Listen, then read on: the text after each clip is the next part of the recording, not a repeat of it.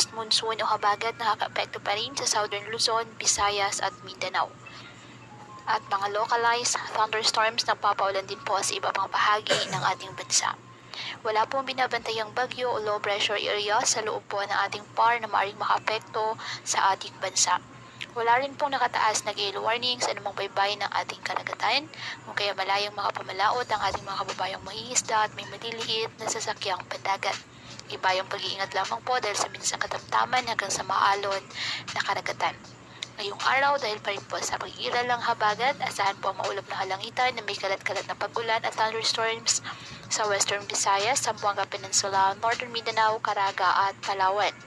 Ang Metro Manila at nalalabing bahagi ng bansa, bahagyang maulap hanggang sa maulap na halangitan with isolated rain showers or thunderstorms dahil po sa southwest monsoon at localized thunderstorms. Kaya patuloy po na pinag-iingat ang ating mga kababayan sa mga posibleng pagbaha at pagguho ng lupa lalo na kapag may malalakas na ulan at ugaliin po na magdala palagi ng payong o kahit anumang panangga sa ulan kapag lalabas ng ating mga